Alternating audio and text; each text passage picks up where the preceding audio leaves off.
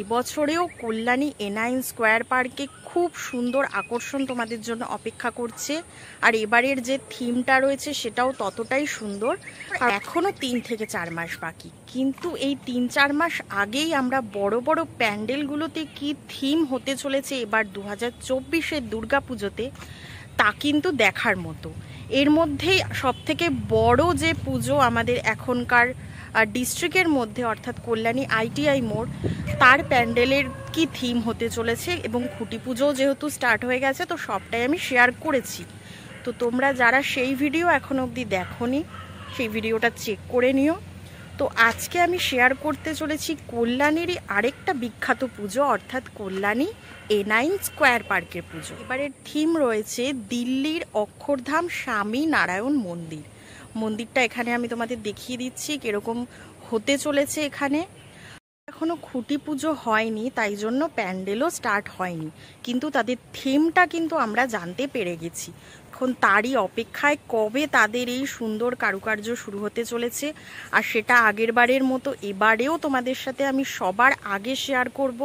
তার জন্য কিন্তু আমার চ্যানেলটাকে সাবস্ক্রাইব করে রাখো, আর ভালো লাগলে ভিডিওটাকে লাইক করো। তো চলো এবার জেনে নিই প্যান্ডেলটা সব। এই হলো দিল্লির অক্ষরধাম স্বামী নারায়ণ মন্দির, গিনিস ওয়ার্ল্ড রেকর্ডে বিশ্বের সবথেকে বড় হিন্দু মন্দির। দিল্লি বেড়াতে গেলে কোনো পর্যটকই এই মন্দির না দেখে ফেরেন না। শোনা যায় পঞ্চধাতু দিয়ে এই মন্দির নির্মাণ হয়েছে। তবে এই মন্দিরের বিশেষত তো আমরা এই প্যান্ডেলেই খুঁজে পাবো। অর্থাৎ 2023-এ এখানেই হয়েছিল 4 ধাম, যেটা ভীষণ ভীষণ সবাই পছন্দ করেছে। 4 ধাম তো একটা বিশাল আকর্ষণ ছিল। আগের বছর এর প্রস্তুতি তোমাদের সাথে শেয়ার করেছিলাম, আর এবছরেও অবশ্যই শেয়ার করব।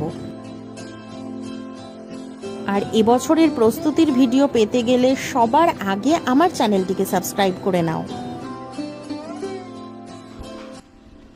তাই এবছরেও তাদের থেকে এক্সপেকটেশন বিশাল মাত্রায় রয়েছে যে কি হতে চলেছে।